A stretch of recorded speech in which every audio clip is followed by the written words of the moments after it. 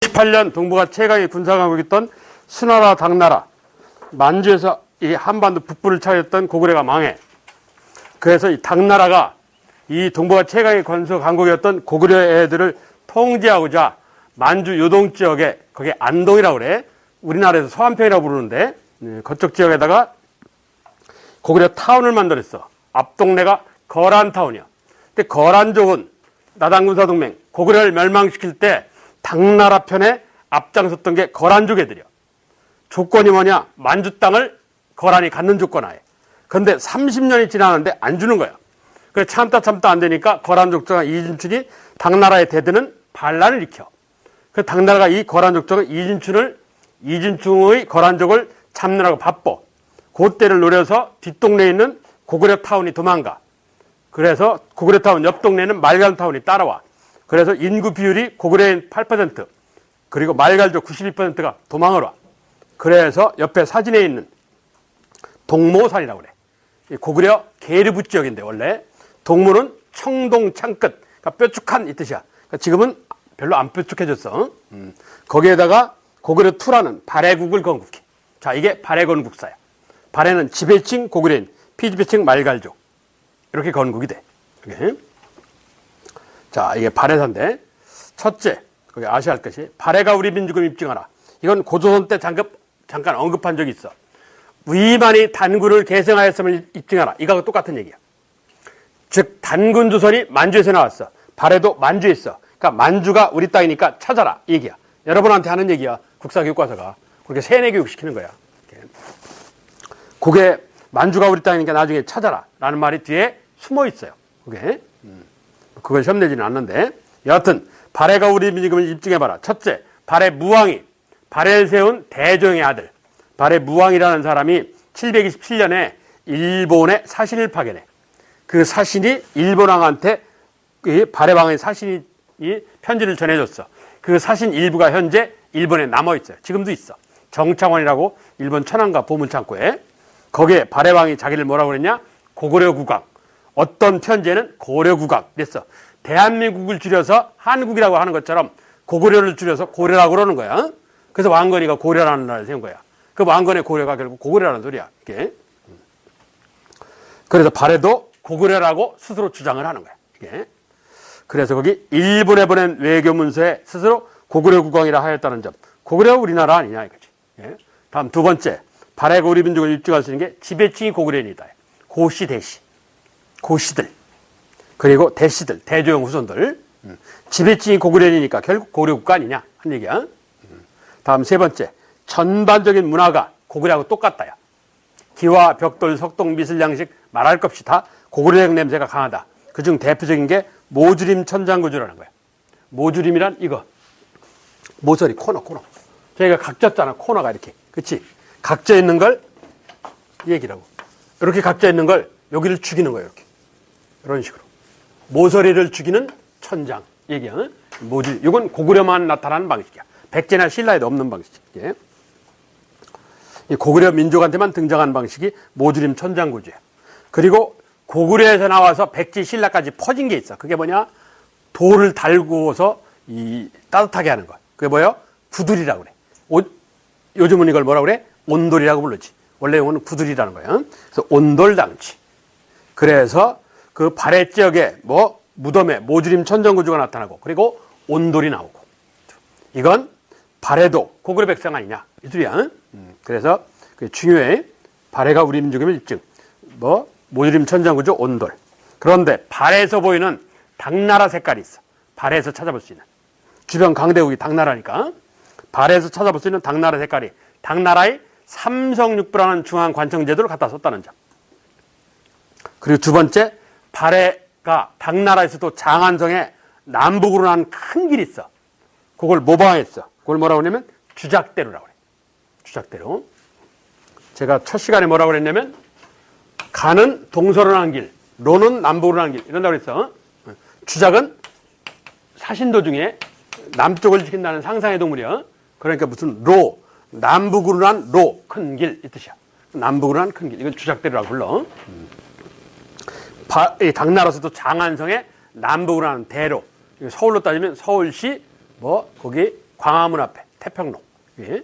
그런 큰 길이 있다. 여기. 이 발해의 수도인 상경 용천부가 그런 게 있더라 하는 얘기야. 그리고 그 밑에 발해만의 특징. 발해 도자기.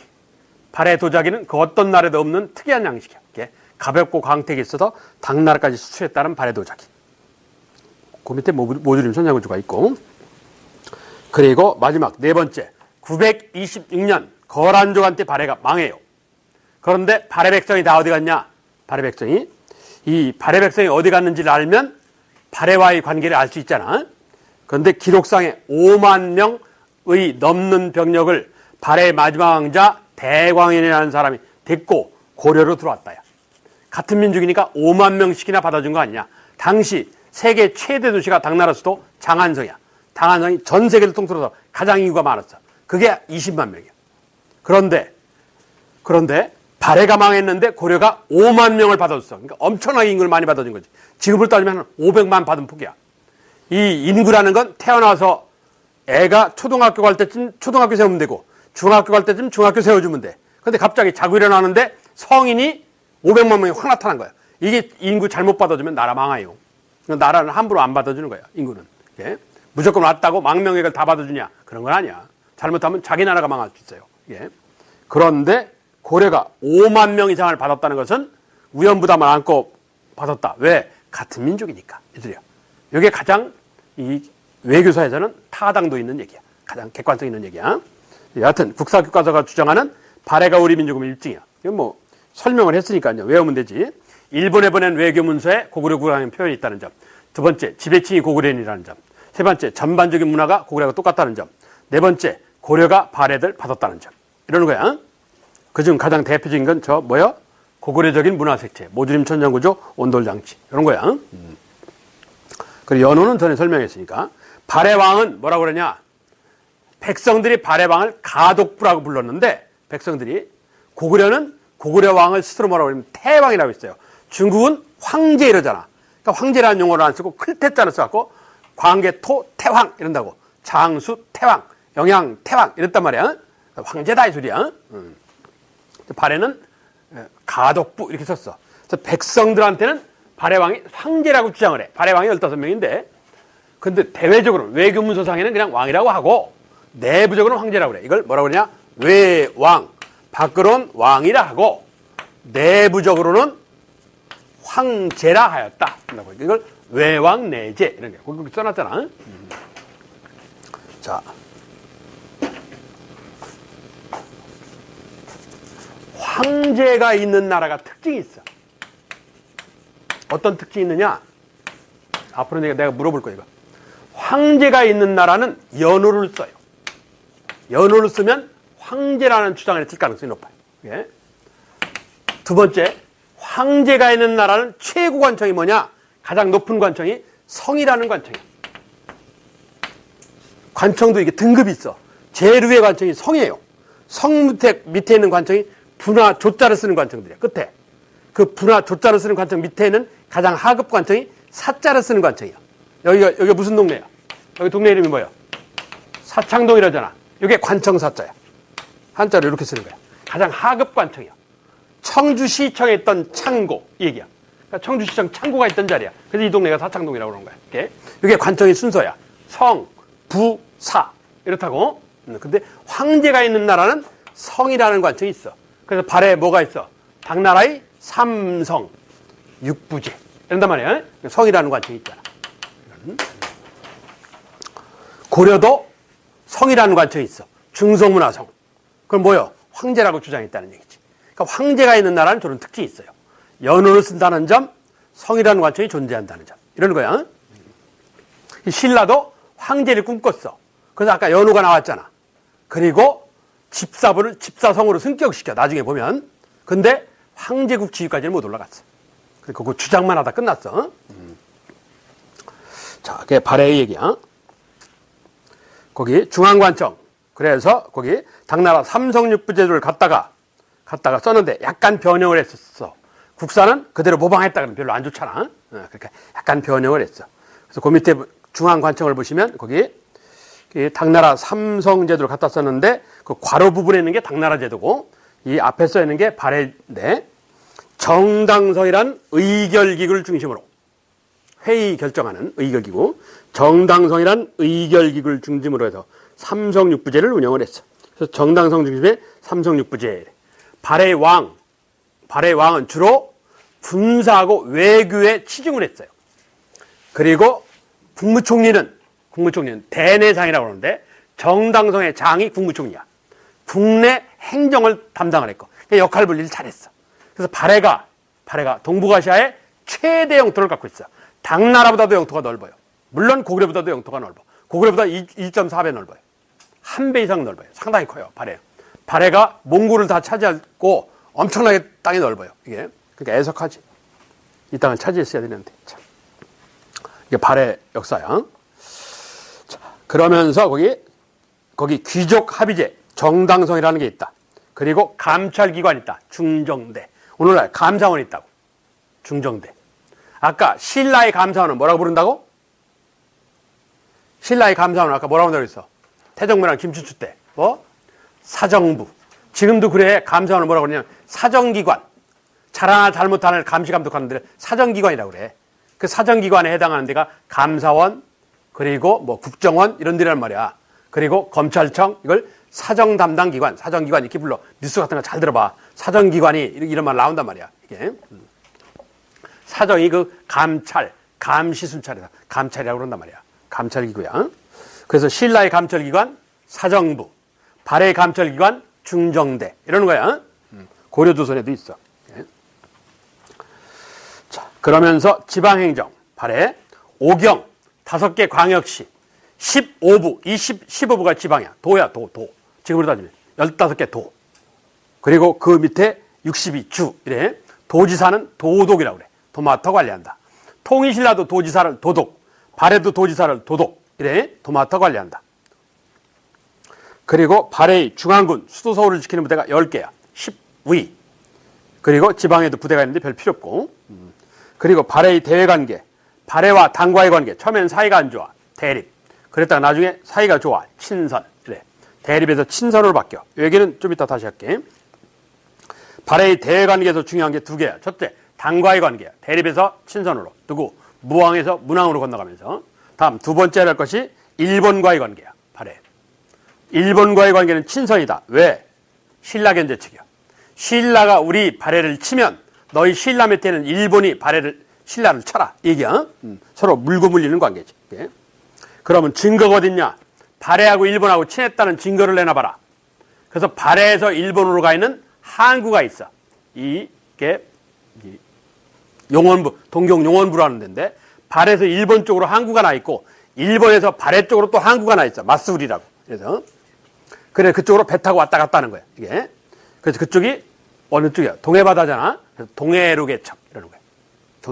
동해바다 쪽에 항구들이 서로 나 있다는 점. 그래서 어떻게 가느냐? 오늘날 계절풍이 불기 때문에 봄에 가요. 발해에서 일본은 봄에 가야 돼. 다른 때는 못 가. 가고 싶어도 안 돼. 왜? 전기기관이 없단 말이야. 그때는 자연바람을 타고 가는 수밖에 없어. 봄에 갔다가 곧바로 한 달 만에 못 돌아가. 가을에 가야 돼. 왜? 가을에 바람이 역풍을 해서 아래에서 위로 올라간단 말이야. 일본에서 발해 쪽으로 바람이 불어. 이렇게. 그래서 봄에 갔다가 가을에 돌아가는 거야. 그게 동해류라는 거야. 이게. 그래서 동해류 개척 이러는 거야. 그 2개야. 외교사에서 아셔야 할 것이. 예. 당과의 관계, 대립에서 친선으로. 일본과의 관계, 친선. 왜? 신라 견제책. 증거, 동해류 개척. 이게 그 2가지가 포인트야. 다음 그러면 교육하는 거 읽어보시고. 문화, 고구려적 문화를 배경으로 당나라 문화를 흡수했다. 그래서 발해 문화의 특징은 웅장건치. 이건 뭐 나중에 다시 얘기할게. 자, 그리고 옆에 발해 왕들인데, 자, 발해서 정리. 발해서 아시할 것이 4가지야. 첫째, 발해가 우리 민족을 입증. 요걸 알아야 돼. 발해가 우리 민족임을 입증. 2번째, 중앙관청. 뭐 당나라의 삼성육부제 채택. 이거. 그리고 감찰기관이 있다. 중정대. 그리고 3번째 할 것이 대관계야. 특히 당과의 관계, 일본과의 관계. 물론 일반직하고 경찰직 정도 시험을 보려면 내가 수업 시간에 한 얘기를 다 알아야 돼. 다 알아야 되는데 일단은 그렇게 하라고. 일단은. 그리고 4번째 할 것이 발해왕이야. 발해왕들의 업적이야. 그중에 특히 3명. 무왕, 문왕, 선왕, 2, 3, 4. 15명 왕 중에 2, 3, 4왕만 잘 알으면 돼. 자, 그중 첫째, 발해를 세운 사람이 대조영이 고왕이라는 사람이야. 그리고 고왕의 아들이 무왕이야. 이름이 대무예야. 인안이라는 연월서. 그러니까 황제라는 주장인 거지. 그래서 그 무왕이라는 사람이야. 흑수말갈. 무슨 소리냐? 오른쪽 하단에 보시면 지도가 있어. 거기 지도에 발해가 있고, 그리고 오늘날 러시아 쪽에 흑수말갈 이렇게 돼 있지. 발해를 지나가면 중국에 당나라가 있고. 이게 무슨 얘기냐? 발해한테 3년 전까지 흑수말갈이 뇌물을 바쳤어. 쇠패라고 그래서 선물을 바쳤어. 이게 조공이라고 그러는데. 근데 최근에 1, 2년 사이는 뇌물이 안 와. 이 자식들이 왜 안 보내나? 어려운가? 하고 가봤더니 당나라한테 보내주고 앉았더라고. 그럼 무슨 소리야? 흑수말갈이 뭐 발해도 충성하다가 당나라도 충성한다는 얘기 아니야? 그럼 결국 당나라 손잡고 가운데는 발해 치겠다는 얘기야. 발해가 바보냐고. 눈치를 챘어. 아, 흑수말갈 쳐야 되겠다. 그런 다음 당나라 쳐야 되겠구나. 그래서 흑수말갈을 치려고 준비를 해. 그랬더니 대문예라는 이 왕의 동생이 대문예라는 사람이야. 친동생이 대문예가 반대를 해. 평화를 추구해도 될까 말까 한데 왜 자꾸 전쟁을 만드십니까? 그냥 그러지 마십시오. 이러는 거야. 그래? 그래서 이 대문예라는 형이 오히려 동생 반대하는 대문예를 파경군사령관으로 임명을 해. 3만 5천 명의 병력을 줘. 네가 가서 멸망시켜. 그랬고 거기 부사령관이 대문예의 장이냐 이마라는 제장이야. 이마라는 제장을 부사령관으로 이래. 그러니까 대문예가 황제의 명령을 받고 3만 5천 명 들고 출병을 해. 출병을 하면서 자기는 반대한 사람 아니야. 에이씨 하더니 병력을 놓고 중국 당나라로 도망을 가버렸어. 이게 대문예 망명사건이야. 그러니까 형이 열받았어. 저런 죽일 놈. 이래갖고 자객을 보내서 당나라도 장안성에서 도로안북파에서 동생을 죽여버려요. 이게 이 대문예 망명사건이라는 거예요. 결국 무왕이 친히 나서서 흑수말갈을 쳐요. 그래놓고 흑수말갈을 쳐. 그래놓고 당나라를 치는 거지. 그래놓고 자 그래서 거기 무왕 첫째 대문예 망명사건으로 유명한 흑수말갈 공격.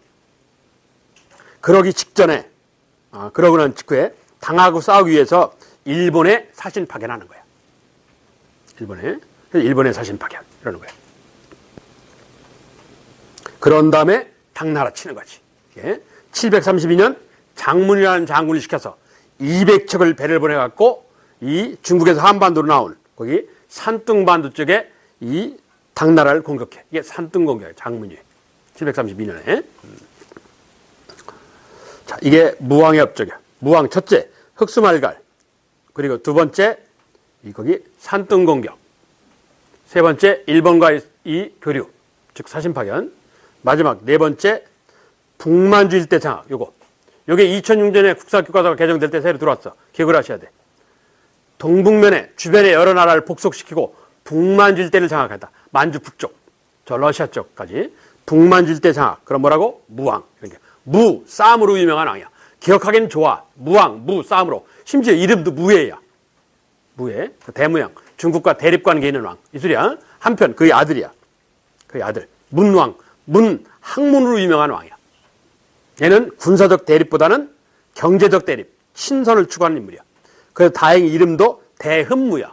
백성들이 존경에 맞지 않았어. 왜? 전쟁을 안 하니까. 그리고 자, 그 문왕이야. 문왕은 랴오강, 한자 요하라고 그러지. 요하를 경계선으로 영토를 확장하기 시작했다.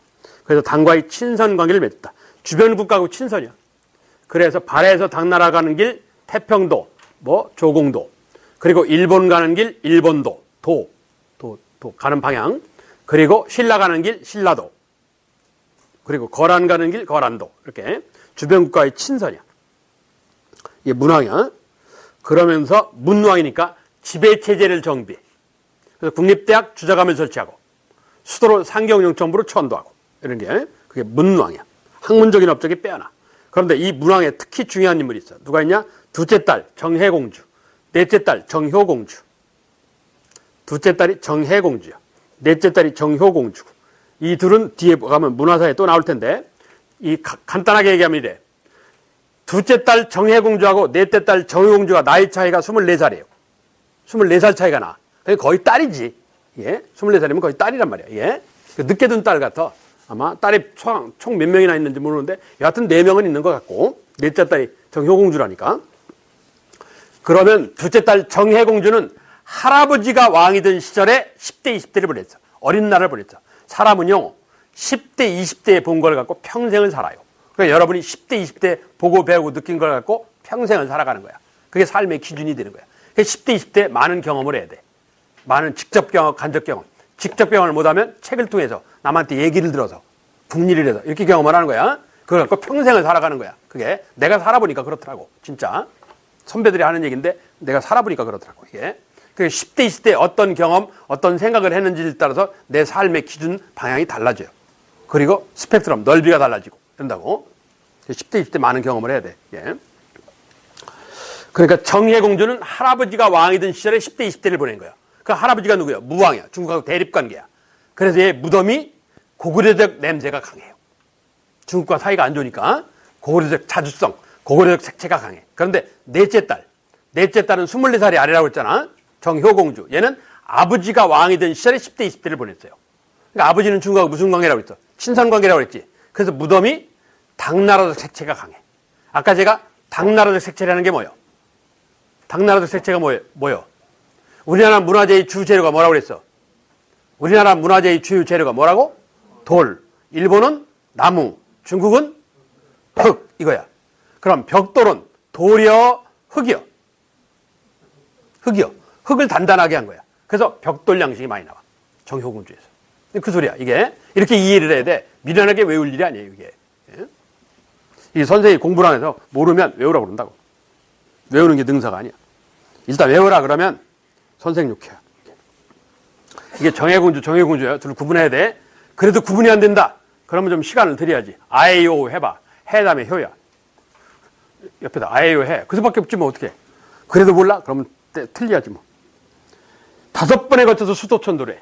발해라는 나라. 5번에 거쳐서 수도천도를 해. 그중에 포인트가 문왕 때 상경영천부야.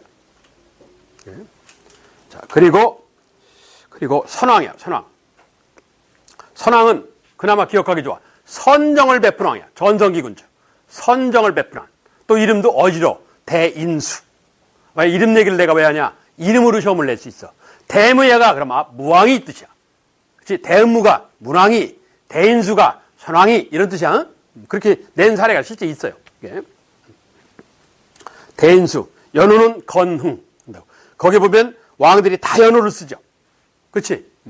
자, 이 중 연호 하나를 알아야 돼. 뭘 알아야 되냐? 문왕의 연호를 알아야 돼. 문왕의 연호. 대흥. 이 흥자 연호 쓰는 사람들이 많아. 발해왕에. 근데 다 기억할 필요는 없고 거기 선왕이라는 사람 연호가 뭐예요? 건흥 이렇게 돼 있지. 그러니까 생각을 해보면 돼. 대는 크게 흥하는 이 뜻이야. 건흥은 이게 세울 건자야. 건너할 때 쓰는 건자야. 세웠다 흥을 흥하는 걸 세웠다. 그럼 무슨 뜻이야? 전성기가 되었다. 이게 전성기 군주인 거야. 이게 별 필요 없고 뭘 기억하느냐? 대흥만 기억하면 돼. 대흥은 누구라고? 문왕이야. 문왕. 자, 연호가 5개를 알아야 되는데 지금 3개째 했어. 한반도 최초 연호 광개토대왕이 뭐라고? 영락. 그리고 신라에는 건원이라는 연호를 쓰는 왕이 있다. 누구라고? 법흥왕. 그렇지? 세 번째 대흥. 누구라고? 발해 문왕. 이렇게 셋이야. 이렇게. 총 5개를 알아야 되는데 하나는 근현대사에 있고 하나는 고려에 가면 있고. 그래. 근현대사는 무식하게 외우면 돼. 이것처럼 이렇게 사전 설명을 안 해도 무식하게 외우면 돼. 이해하면 좀 외우는 시간은 줄어드는 거고. 그런 거예요. 자, 이 선왕이야. 선왕은 3가지야. 첫째, 지방제도 완성이야. 오경 15부 하는 거. 15부가 지방이라고 있어. 15개도. 선왕. 첫째, 지방제도 완성이야. 오경 15부 62주. 지방제도가 완성이 돼야 중앙집권이 되는 거야. 이게 공식이야. 지방이 내 손바닥 안에 들어와야 모든 권력이 나한테 오지. 지방이 각자 놀고 앉았는데 왕권 강화가 안 되잖아. 그렇지? 이게 어떤 나라든지 공식이야. 지방제도가 완성이 된 다음에 중앙집권이 완성이 되는 거야. 항상. 이게 공식이야. 이게 초등학교 나오고 고등학교 가는 거지. 고등학교 나오고 초등학교 갈 수는 없잖아. 그렇지? 그거하고 똑같은 현상이야. 지방제도 완성 다음에 중앙집권이 완성이야. 지방제도가 완성이 안 되는데 절대 중앙집권이 완성이 되는 경우는 있을 수가 없는 얘기야. 이게. 그래서 발해의 전성기는 선왕 때인 거야. 지방제도가 완성이 되고 중앙집권이 완성이 되면서. 그런 거야. 그래서 선왕에서 하라는 것이 첫째, 지방제도의 완성이야. 오경 15부 60도. 그 여세를 mod어서 요동진출. 2번째를 할 것이. 요동진출. 그리고 세 번째 할 것이 거기 위에 대하발계 등급. 요거. 대하발계 등급. 저게 무슨 소리냐? 발해를 세운 사람이 누구예요? 대조영이죠. 대조영. 대조영의 동생이 대야발이야. 대야발 후손, 대조영 동생. 그러니까 왕위 계승이 바뀌는 거지. 대조영 후손에서 대조영 동생 후손으로 바뀐 거야. 누구 때? 선왕 때. 이런 거야. 그래서 그게 대야발계 등극이 그 말이야. 왕위 계승이 바뀐 거야. 그게 선왕이야. 전성기군주. 그렇게 세 명이요. 무왕, 문왕, 선왕. 중요해. 발해왕은 스스로 뭐라고 했다고? 황제라고 주장하였다. 외왕내제. 그게 전제 조건이야. 자, 다시 마지막. 무왕, 흑수말갈, 그리고 일본의 사신 파견, 그리고 가장 중요한 북만주일대 장악. 다음 문왕. 문왕은 네 가지야. 첫째 연호. 뭐라고? 대흥. 대흥이란 연호. 문왕. 그러니까 문왕이니까 학문하냐? 주변 국가와 친선. 두 번째. 세 번째 지배체제 정비. 네 번째 정해공주, 정해공주 구분하는 거. 정해공주 고구려 색채, 정해공주 당색채. 이거 문왕. 그리고 선왕 세 가지. 선왕 세 가지. 첫째 지방제도 완성. 두 번째 요동진출. 세 번째 대야발계. 이거예요. 자, 이 발해도 한 270년 역사를 갖고 있는데 일찍 망했어. 10세기 초반에 망했으니까. 그래서 발해를 시험을 내면 역시 가야처럼 문화재를 보여줄 가능성이 높은데 가장 가능성이 높은 데가 뭐냐? 첫 번째는 발해 석등이에요. 이게 광개토대왕 크기요. 6.3m짜리. 광개토대왕이 6.4m거든. 예? 발해 석등. 그리고 돌사저상. 그리고 이불병저상. 두 부처님이 나란히 앉아 계신다는 도자기. 조그만 도자기야. 현재 원본은 일본에 가 있어. 일본 놈이 가져갔어. 언제 어떻게 가져갔는지 모르는데 하여튼 일본 놈이 가져갔어. 이게 이불병저상이라고 그래.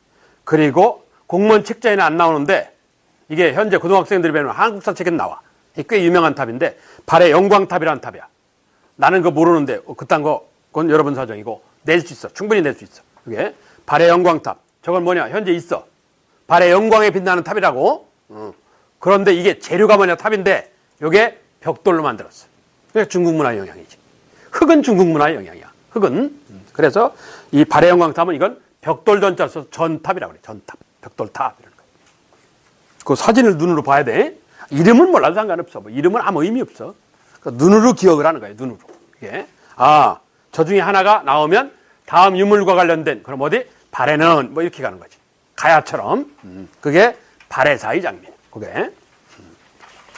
그리고 한 장을 넘기면 통일신라 발해 왕을 중심으로 정리를 해놨어.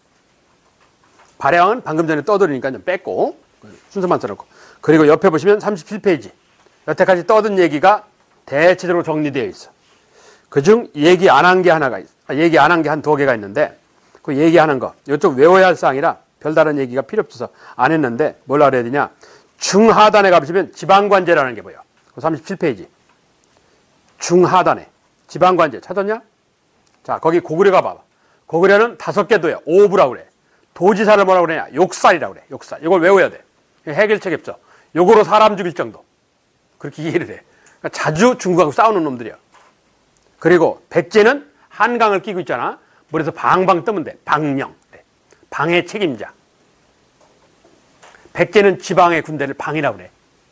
방령. 령. 책임자. 우두머리. 수령. 이러잖아. 신라는 뭐 군사군자. 군주. 임금님하는 군주가 아니고 군사군자. 군대 주인 얘기야. 이건 삼국시대 때인데 얘네들은 다 한강을 놓고 싸우는 때지. 그러니까 전쟁을 잘하는 군사령관이 도지사 역할을 한 거야. 이게. 그래서 얘는 뭐 장군 역할, 군사적 기능, 도지사 역할, 행정 기능 두 가지를 다 한 거야. 그런데 아무래도 행정 기능보다는 뭐가 더 중요해? 군사 기능이 더 중요해. 삼국시 도지사들은. 고구려는 욕살, 백제는 방령, 신라는 뭐라고? 군주. 자, 통일이 됐어. 통일됐으면 전쟁이 종식된 거 아니야. 그럼 뭐가 중요해? 군사 기능보다는 관리 기능이 중요해. 그래서 통일신라의 도지사, 발해 도지사를 뭐라고 불러? 도독 이래. 도맡아 관리한다. 관리 기능이 중요해진 거야. 이렇게 상황이 바뀐 거야. 이렇게. 자, 그 도지사들을 기억해야 돼. 고구려, 욕살, 백제, 방령, 신라, 군주. 사료가 나오면 뭐 욕살 이러면 이게 고구려 얘기하는구나. 이렇게 찾아가는 거야. 이렇게. 그리고 통일신라 발해는 도독. 이건 군사적 성격에서 행정적 성격으로 변했다는 의미가 있다. 군사적 성격에서 행정적 성격으로 변했다는 의미가 있다. 그 얘기하고 그 밑에 군사지도 하는 데 가봐.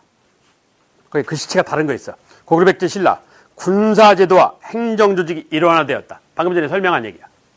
군사령관이 도지사 역할을 했다고. 군사령관이 사또 역할을 하고. 왜? 한강 대립, 전쟁을 해야 되니까. 이런단 말이야. 전쟁 뒤에는 바뀌어. 삼국시대 때는 뭐 군사제도가 행정기관이 하나로 합쳐져 있다. 일원화돼 있다. 얘기야. 그 나머지는 대부분 다 떠들었어. 그 나머지는. 그리고 넘기면 그 38페이지. 이건 첫날 첫 시간에 했어요. 그렇지? 후기. 후기는 사회가 어떻다고? 혼란. 혼란한 사회를 바로잡으려면 개혁 세력과 개혁 사상이 나온다. 개혁 세력이 누구라고? 육두품. 그러는 거야. 첫 시간에 했으니까 길게 안 떠들어도 되지. 자, 그러면서 그 하대, 후기야. 후기에서 좀 아셔야 할 사항이 있어. 거기 끝에서 네 번째, 흥덕왕. 이건 외우셔야 돼. 흥덕왕. 자, 이것도 사람이 죽을 때 되면 내가 경험을 안 해봐서 모르겠는데 죽을 때 되면 정신이 맑아지는 때가 있어. 의학적으로. 그건 희명현상이라고 그러거든. 그 왜 그런지는 모르겠어요. 하여튼. 그래서 정신이 맑아졌다가 유언을 남기고 가요. 드라마 보면 대부분 그러잖아. 그냥 죽는 게 아니고 나쁜 놈은 그냥 죽지만 내 편은 유언 남기고 죽더라고. 대부분 보면. 그게 의학에서 희명현상이라고 하는데 나라도 똑같아. 나라도 망할 때 되면 잠깐 정신 차리는 애가 있어. 걔를 중흥의 군주라고 그래. 정신 차리려고 안간힘을 쓰는 거예요. 신라 말기에 정신 차리다가 흥덕왕이라는 사람이야. 이 사람들은 중요해. 고려 후기 정신 차리자가 공민왕이야. 조선 후기 정신 차리자가 영조 정조야. 그래서 이 군주들은 시험을 잘 내. 통일신라의 흥덕왕, 고려 공민왕, 조선의 영정조 시험을 잘 내는 사람들이야. 그런 의의가 있기 때문에 그런 거야. 자, 그 중에 하나는 흥덕왕이라는 사람이야. 9세기에. 자, 흥덕왕 첫째, 집사부를 집사성으로. 성이라는 관청은 뭐? 황제국가가 갖고 있는 거라고 했죠. 황제국가를 꿈꾼 거지. 그리고 백관 모든 관리야. 한자에서는 백천만 그러면 많다 이 뜻이야. 백관은 진짜 100명의 관리 이 뜻이 아니라 모든 관리 이 뜻이야. 백관의 공무원 복장제도 공복제를 완성을 했어. 확실히 완성을 했어. 그리고 당나라에서 활약하던 장보고를 불러들였고, 장보고를 불러들인 인물이 흥덕왕이야. 그리고 녹차 마시는 차 문화를 중국에서 흡수했어. 김대렴이라는 부하를 시켜서. 그게 차야. 마시는 차 문화 흡수야. 그리고 가장 중요한 사치금지령. 말기 특징이 사치양락이야. 그래서 사치하는 사람은 엄히 규제를 했어. 사치금지령. 흥덕왕이 사치금지령을 내렸어. 사치금지령을. 자, 이게 통일신라 말입의 흥덕왕이라는 사람이야. 첫째, 집사부를 집사성으로. 두 번째, 공무원 복장제도의 완성. 세 번째, 장보고. 네 번째, 차는 필요 없고, 뭐, 가장 중요한 사치금지령. 근데 결국 망했어. 결국. 그러면서 지방 반란이 일어났다. 충청남도 도자 김원창이가 이 반란을 일으켰어. 그리고 20년 뒤에 장보고가 또 반란을 일으키고 이렇게 혼란스러운 반란이 일어나. 그렇게 반란이 일어나니까 백성들도 들고 일어나. 밑에 보면 원종과 애노의 난, 그리고 적고족의 난. 원종과 애노의 난, 적고족의 난. 이건 다 진성여왕. 이 사람은 28살 먹은 아가씨인데 결혼을 안 했어요. 첫째 애인이 누구냐? 자기 작은아버지야. 자기 작은아버지가 애인이야. 작은아버지가 나이가 32살이 많어. 32살이 많으니까 애인이 먼저 죽었을 거 아니야. 그러니까 진성여왕이 16세에서 20세 사이 미소년을 궁궐로 불러들여서 애인하고 집단관계를 가져. 그러니까 애인이 5명이 됐어. 그러니까 애인이 5명씩 되니까 유흥비 조달에 심각한 차질을 빚어. 그래서 고구려 쪽은 세금을 3천에서 8천으로 올려. 백제 쪽은 세금을 3천에서 8천을 올리고 신라 쪽은 세금을 3천에서 5천으로 올려. 그러니까 고구려 쪽 백제족이 열받은 거예요. 나라 망한 것도 억울해 죽겠는데 세금까지 더 내라는 말이냐. 그래서 고구려가 스발스발 이러고 다니고 백제가 스발거리고 그래서 불평불만이 만연한 거예요. 그래서 결국 백제 쪽이 떨어져 나간 걸 후백제라고 그러고 고구려 쪽이 떨어져 나간 걸 후고구려라고 그러는 거예요. 그래서 이걸 뭐라고 그래? 후삼국. 그래. 자, 후삼국이 왜 나왔어? 진성여왕이 지나친 세금 때문에 나왔어. 이걸 수치체제의 문란이라고 그래. 수치는 거둘 수 취할지 세금 걷는 것에 무너져서 나라가 혼란스럽다. 뭐니 해도 돈 문제야. 세금 문제야. 세금 때문에 일어나 정치 잘못했다고 반란이 일어나는 경우는 없어요. 단 한 번도 없어 역사적으로. 정치 잘못한 건 참으면 돼. 문재인 한 2년 가까이 참으면 돼요. 꼭 참으면 돼요. 그러면 바뀌어. 그렇잖아. 예? 그런데 배고픈 건 오늘을 못 참아요. 오늘 당장 배고픈 건 못 참어. 자식이 배고프다고 소리 지르는데 그거 참겠냐고 대통령도 만나면 저 패지. 그러니까 이 백성들이 프랑스 시민혁명이 일어났다. 배고파서 일어난 거야. 동학농민운동 배고파서 일어난 거고. 전부 다 배고파서 일어난 거지 정치 잘못했다고 일어난 경우가 존재를 안 해요. 정치 잘못한 건 지배층끼리 하는 얘기야. 백성하고는 관계가 없어. 그렇잖아. 오늘날 문재인이 뭔 짓 하든 말든 나하고 별 관계가 없으면. 그러잖아. 그 정치라는 게 직접 나하고 안 닿거든. 좀 닿기는 닿는데 좀 느끼기가 어려워요, 이게.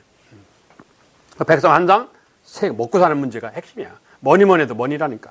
옛날이나 지금이나 똑같아. 인간 사는 거는. 그래서 신라가 후삼고구 분열해. 뭐? 세금 문제 때문에. 그 유식한 말로 수치체제의 문란. 이러는 거예요.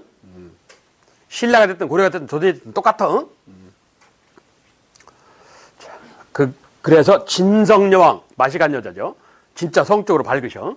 진성여왕 때 원종과에 인한 적고적의 난 같은 농민 반란이라. 적고적은 빨간 바지 입은 사내들의 반란 이 뜻인데 빨간색 바지 입고 반란 일으킨 건 아니고 백성들이 새벽 4시부터 밤 12시까지 일을 해. 옷 갈아입을 시간이 없어. 황통물에 찌들었어. 멀리서 보면 빨갛게 보인다. 비유법이야. 백성 어렵다 이 뜻이야. 그래서 적고적이라고 그래. 빨간 바지 입은 도적 이 뜻이야. 글자는 적고적의 난. 어느 때 일어났다고? 진성여왕 때. 이렇게 하대 즉 후기가 혼란스러워. 혼란스러우니까 개혁 세력이 등장해. 그게 누구라고? 호족과 육두품인데 여기 포인트는 육두품이에요. 육두품. 육두품은 뒤에 또 몇 번 나와. 네. 자, 그래서 그중 하대 육두품 중에 대표적인 인물이 최치원이야. 최치원. 그리고 최치원의 조카인 최연의 고려로 갔어. 그리고 최승우 후백제로 갔고. 그리고 이게 신라말 삼체라고 그래. 삼체. 참고로 봐. 그러면서 그 밑에 제일 끝에 봐봐. 육두품이래. 중대는 왕관광의 앞잡이 구실했어. 육두품이. 신문왕의 앞잡이 구실했다고. 그래서 그 대표적인 인물이 누구냐? 그 대표적인 인물이 강수, 설총 이런 사람이야. 그래서 얘네들은 집삽을 하는 관청에 시랑, 실무책임자, 시랑직에 앉았었어. 네. 근데 하대, 후기, 하대 육두품이야. 뭐라고? 개혁세력. 누구야 이건? 최치원. 이런 거예요. 이 육두품의 움직임이야. 이게 중대는 왕권강의 기여, 하대는 개혁세력. 이렇게 되는 거야. 육두품은 나중에 사회사에 가면 또 나와. 그때 다시 얘기를 할게. 자, 마지막. 이건 별거 없는데 신라가 찢겨. 진성여왕 때를 계기로. 그래서 백제 쪽이 떨어져 나갔다 후백제, 진해견자로 명한 견훤이라는 호족. 그 견훤, 거기 봐. 백제, 이 견훤. 그리고 후고구려. 누구? 궁예. 통일신라 헌안왕의 후궁의 자식으로 알려져 있는 인물인데 왼쪽 눈 했고 얘는 도망 나와서 떠돌이 생활을 해. 그래서 양길이라는 도둑놈 밑에 들어가. 그래서 초적이라고 그래. 초적이 풀초자, 풀도적 이런 거. 그러니까 백성이 먹고 살기 힘들어서 뭐 거지로 돌아다니는 걸 초적이라고 그래. 초적. 거지떼 얘기야. 거지떼. 예. 그래서 세력을 모았어. 머리가 좀 좋았던 모양이야. 그래서 결국 후고구려를 세우죠. 예. 후백제 후고구려인데 여기서 좀 중요한 게 하나가 있어. 뭐가 있냐? 후고구려. 첫째, 거기 봐. 4번 관제에 보시면 광평성 그리고 골품제 폐지. 이건 좀 기억해야 돼. 광평성이라는 관청제들도 있고 신라 유명한 골품제가 폐지된 게 고려가 아니고 후고구려예요. 그래 기억해야 되고. 그리고 또 있어. 그 밑에 미륵신앙. 요거. 궁예가 이상한 짓을 해요. 뭐라고 그러냐? 갑자기 뭐라고 그러냐? 자기가 승복을 입고 나오더니 자기가 미륵이래. 미륵이 인간이 태어난 게 자기야. 자기는 관심법이야. 관심은 뭐라고 그러냐? 눈 쳐다보면 마음을 읽는다. 이러는 거야. 그러니까 지 부한테 너 반란 일으키려고 그러지? 아니요. 그래요? 그럼 내가 틀렸다는 얘기야? 죽이는 거예요. 너는 반란 일으키려고 그러지? 예. 그래? 죽이고. 두 놈 다 죽이는 거 아니야. 이게 관심법이야. 그래서 왕비를 보고 뭐라고 그러냐? 너 왕건이하고 바람 폈지? 불륜이지? 예. 오, 너는 용기가 있다. 왕비를 놔두는 거예요. 그래 놓고 왕건이는 워낙 힘이 세니까 못 죽이고. 그러는 거예요. 그래서 결국 왕건이를 유배분해하려고 하니까 왕건이가 도망 나와서 자기를 따르는 부하들 이끌고 후고구려를 쳐버려요. 그래서 이 궁예가 도망갔다가 산골 마을에서 민가에서 백성한테 몰래 밥 훔쳐 먹다가 맞아 죽었어. 그게 궁예의 죽음이야. 예. 여기서 중요한 건 뭐야? 미륵신앙. 이거야. 미륵신앙. 누가? 궁예라는 인물이 미륵신앙을 이용을 했어. 미륵신앙을 이용했는데 성공은 못했지. 실패를 했지. 자, 그게 후고구려의 역사야. 그래서 그 후고구려를 계승한 게 왕건이야. 왕건이가 나라를 바꿔서 고구려 계승 국가인 뭐를 세워? 고려를 세우게 되는 거야. 고려를, 후고구려를 이어서. 자, 그게 신라를 기준으로 1000년의 역사야. 그게 정치사가 끝났어. 예. 그게 핵심이 6장면이라고 했어. 고대 국가의 성격, 중앙집권. 삼국시대는 한강을 놓고 대립. 중대는 왕권 전제와 통신라 발해. 하대는 개혁. 그래서 그리고 일찍 망한 가야사, 일찍 망한 발할자. 이게 핵심이야. 이게 6가지가. 다음 시간엔 고대 경제사. 고대 경제사는 3개만 알면 돼. 고대, 그 다음, 고대 사회사. 그것도 3개만 알면 돼. 근데 이 정치사고 문화사가 좀 양이 많아. 그래서 내가 문화사 아마, 원래 나가기는.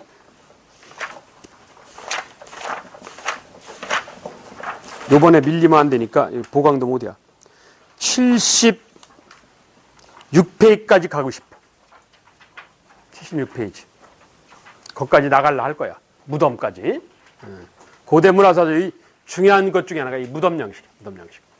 거기까지 시간의 여유가 있으면 읽어와라. 자, 여기까지 합시다. 수고했습니다. 예.